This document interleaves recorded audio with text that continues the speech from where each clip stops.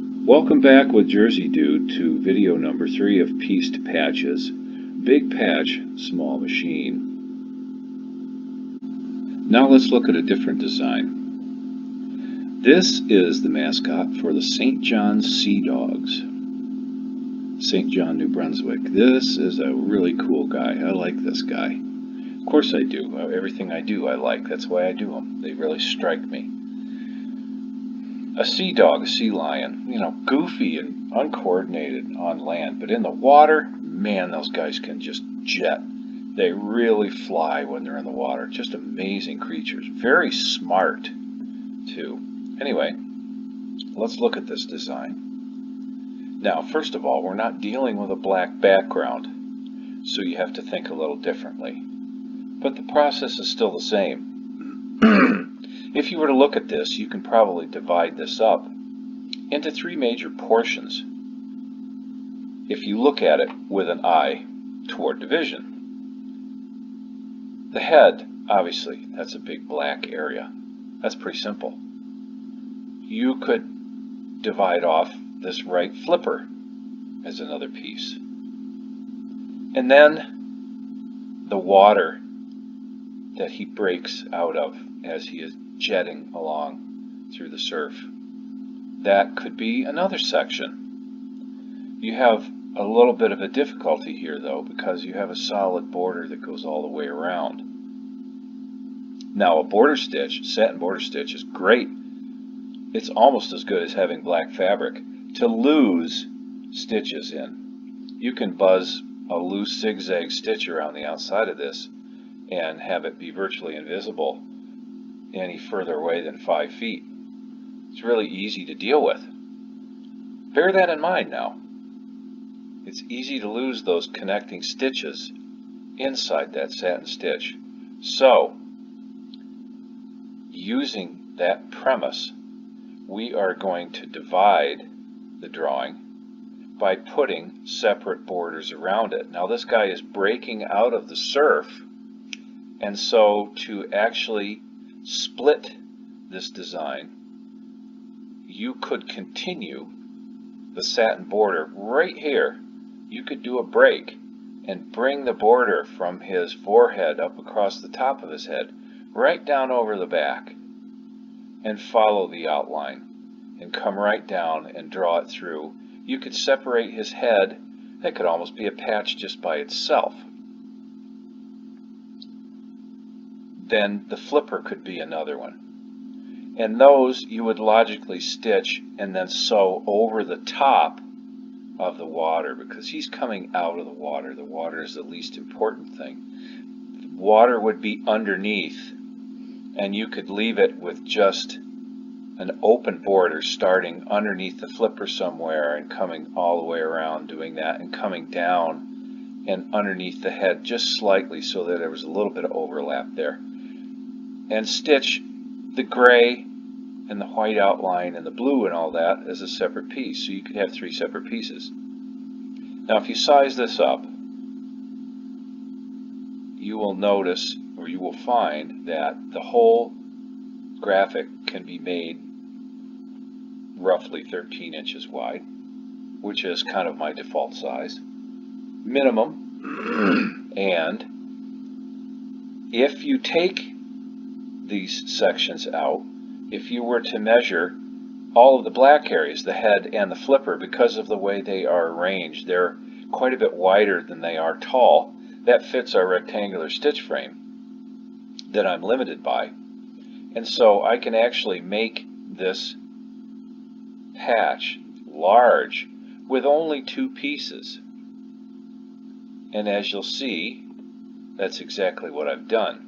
Now, bear in mind as you look at this, when you stitch white objects on the screen, if you go over into your Resequence tab in MBX, you can't see the white objects listed in that panel. White thread does not show up, so you can't necessarily tell what object you're looking at in the Resequence scenario. I have colored the white stitching as yellow because that does show up when you look at it over here. So we can see that I have indeed divided this out. Now it looks completely natural. You will notice that I have changed the design of the back of the head a little bit where the water is jetting across the back of his neck. I didn't care for the way they had it shaped. That's just a personal preference. And hey, you're the artist. You can do whatever you want when you create this thing. I've changed the shaping a little bit. But you can clearly see now, I have drawn this border separately around the back of the head. And it comes down. I carried this out just a little bit right here because if I just dropped down into the flipper, it didn't look right. It just did not look right. I carried this little section of blue down across and faded it out, and then came down with a separate piece for the flipper coming up around. So this is how I divided this guy into two pieces. With a little creativity and a little redrawing, that's exactly how you go about doing it. And it will stitch very successfully, I have no doubt. I also want to point out a little something extra on this. I mentioned that I changed the back of the shaping here. I didn't care for it. This is fine on its own, and these elements back here are fine on their own. But put together, they don't seem like they fit. These lines don't flow as if water is running off his back and then flow into these lines back here. It seems like puzzle pieces that are not meant to fit together. I didn't care for that. I didn't care for this little section in here. It doesn't seem to flow right to me. I don't care for this section right here. This is too straight and too dead. It's coming off of his body, around his neck and under the flipper and up around, and a flow this way and then a flow back around. And this should break out and flow out around this water drop. This is just kind of dead and straight and lifeless to me. There's no energy in this. The shape just looks wrong. So you can see here, I've put some curvature in here. I've separated it more from this separate drop here. I've put more shape that gives more flow, more energy, more smoothness. Just more. It's just more. It looks better. It looks better than that. This looks dead back here to me. The shape is just wrong. It's not quite the way it should be. That looks so much better to me with the flow, the smooth flowing lines, swirling the way water would swirl. Water has no straight lines in it. There are no straight lines in flowing water. There are curves and curls. And those previous lines they're not right. They're just not right. Don't be afraid. Look at something, and if it looks wrong to you, try to figure out what it is that's not right. I fiddled with these for quite a while to make them look as good as they do here. Took a lot of monkeying around. Something else I did with these is I just flat disliked his whiskers intensely.